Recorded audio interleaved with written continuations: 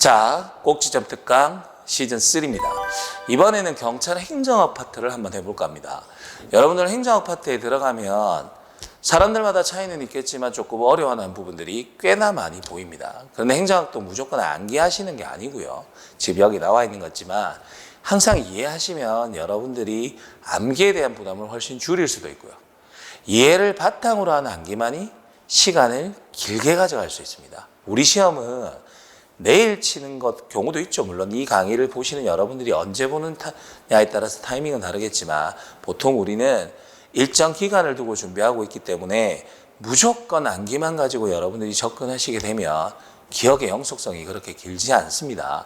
그러니까 설명을 잘 들으시고 이해를 하시면 행정학 파트도 여러분들이 정복하는데 그렇게 어렵지 않습니다. 자, 하나 봅시다. 뭘 볼 거냐면 이번에는 역관주의랑 실적주의를 볼 겁니다. 자, 역관주의와 실적주의인데 우리가 경찰학을 무조건 암기하면 된다라고 잘못 알고 계시는 분도 많은데 이것도 하나의 학문입니다. 그러면 용어의 의미를 여러분들이 잘 알고 계시면 훨씬 더 쉬워집니다. 여기서 역관주의라고 말을 할 때 엽은 무슨 말이냐면 사냥할 엽자입니다. 우리 사냥 나갈 때 엽총 아시죠? 그게 바로 사냥총이거든. 그래서 여기서 엽자는 사냥한다는 말이고 관직을 사냥한다 이 말이에요. 그럼 현대민주주의 사회에서 관직을 사냥하는 방법이 뭐가 있느냐? 치열한 전투와 사냥을 통해서 관직을 얻을 수 있는 방법은 바로 선거죠, 선거. 그래서 선거에서 승리하면 관직을 전리품처럼 가지게 되는 게 역관주의입니다. 그런데 실적주의는 뭐냐? 실제 너의 성적을 보여주면 공무원을 시켜주겠다라는 이야기니까 시험을 쳐서 공무원을 뽑는 것을 바로 실적주의라고 하는 거예요. 여기까지만 설명을 해도 여러분들 머릿속에는 실적주의가 훨씬 더 공정하게 느껴지죠. 따라서 우리나라는 실적주의를 원칙으로 하면서 역관주의를 가미하는 형태로 갑니다. 여러분들은 실적주의를 통해서 경찰 공무원이 되실 거고요. 자, 역관주의 봅시다. 대통령이 선거에서 승리를 합니다. 그러면 대통령은 자기 입맛에 맞는 또는 자기랑 친한 사람들을 장관으로 임명하게 됩니다.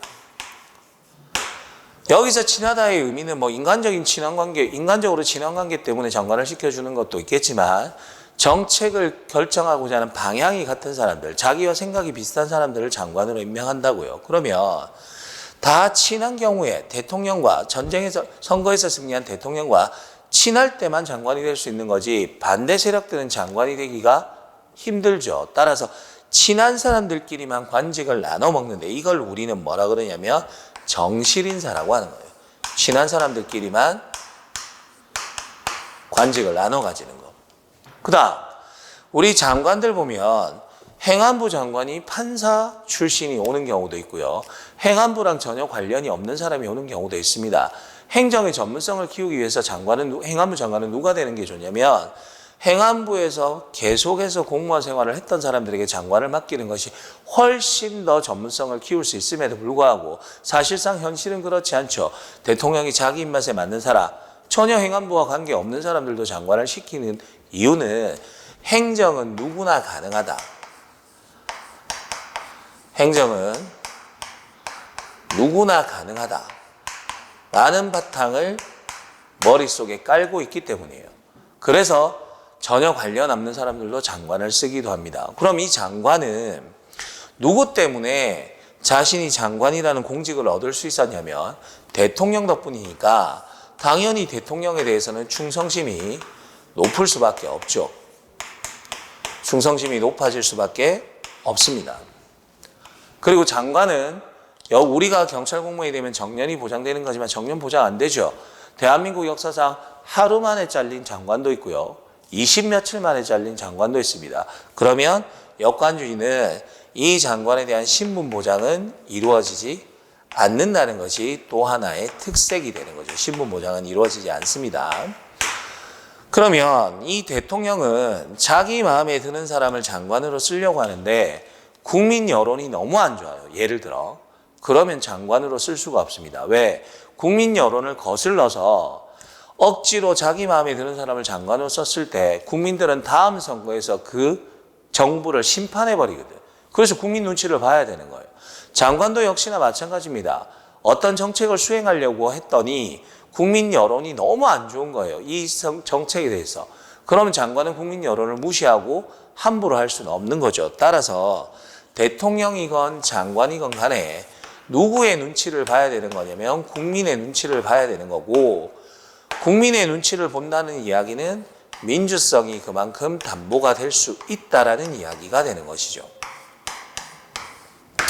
됐죠? 이렇게 역관주의는 정리하시면 됩니다. 그와 반대로 실적주의는 간단합니다. 시험을 쳐서 공직에 나가는 거니까 신분 보장이 역관주의에 비해서는 훨씬 더 잘 될 수가 있겠죠. 그런데 단점은 뭐냐? 신분이 보장되기 때문에 국민들의 요구에 일일이 대응할 필요는 없습니다. 내가 징계를 받아서 잘리거나 그런 일이 아니면 국민 요구에 대해서 일일이 대응할 필요는 없죠. 대응성은 상당히 떨어질 수밖에 없는 것이고, 반대로 정년이 보장되기 때문에 오랫동안 그 일을 하니까 행정의 전문성 키워지겠죠. 안정성 키워지겠지. 연속성 같은 건 키워줄 수 있다는 것이 실적주의가 가지는 특징이 되는 거예요. 이렇게만 정리하시면 역관주의와 실적주의에서 나오는 지문은 여러분들이 쉽게 해결하실 수 있습니다. 자, 우리 문제를 통해서 한번 정리해 봅시다.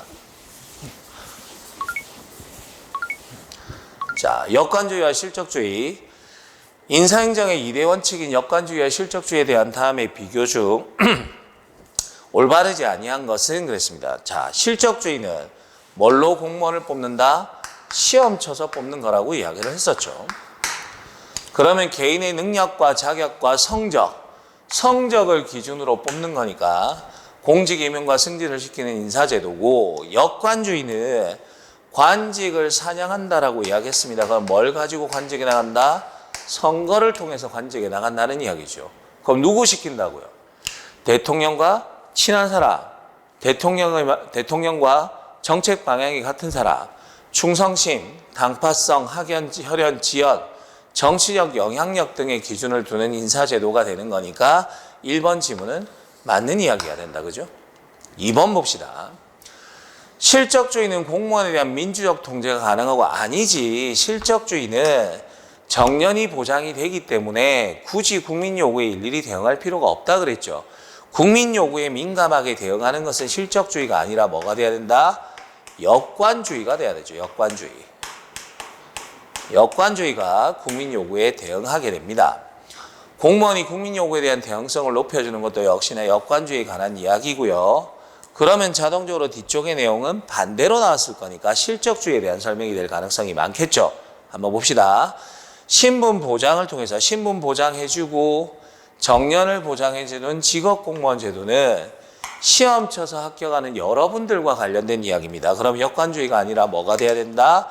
여기는 실적주의가 돼야 되겠죠. 실적주의가 되는 것이고요. 정년이 보장되니까 행정에 아까 말씀드렸다. 그죠? 계속성, 안정성, 전문성, 능률성을 높여주는 장점이 있다. 그래서 2번은 앞뒤가 바뀌어서 나왔기 때문에 틀린 지문이 되죠. 안 어렵다. 그지? 자, 다음 지문 체크해 봅시다. 자, 3번 지문 가봅시다. 실적주의는 정년이 보장이 되기 때문에 공무원이 변화를 별로 원하지 않습니다. 변화하게 되면 혹시 잘릴까 봐 보수화되고요. 그리고 나는 공무원이니까 정년 보장된다라는 특권의식이 생길 가능성도 있다는 것이 바로 단점이고요.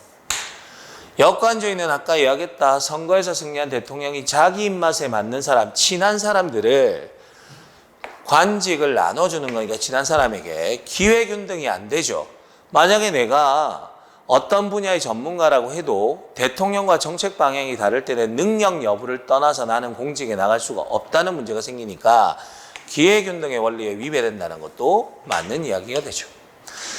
그래서 3번 질문도 맞는 이야기고요. 4번 아까 이야기했죠. 우리나라는 실적주의가 원칙, 시험 쳐서 뽑는 게 원칙이고 거기다가 고위직 같은 경우는 역관주의를 가미하는 형태로 하고 있다. 역시나 4번 지문도 맞는 이야기가 됩니다. 자, 실적주의와 역관주의 여러분들이 행정 파트에 들어가면 초반에 보시는 부분들인데 의외로 어려워하는 부분들이 많습니다. 그런데 방금 설명드렸던 것처럼 개념에 대한 정립만 잘 되어 있으면 지문의 난이도가 그렇게 높은 부분은 아닙니다. 그러니까 설명드린 거 자세히 보시고 다시 한번 들어보시고 천천히 기출문제와 여러 가지 문제들을 접해보시면 역관주의와 실적주의는 여러분들에게 전혀 어려운 일이 아닐 겁니다. 자신 있으시죠? 믿습니다. 여러 차례 들으시고 주말에 쉴 때도 들으시고 역관주의와 실적주의 또한 여러분들의 장점으로 만드셨으면 좋겠습니다. 강의 듣느라고 수고하셨습니다.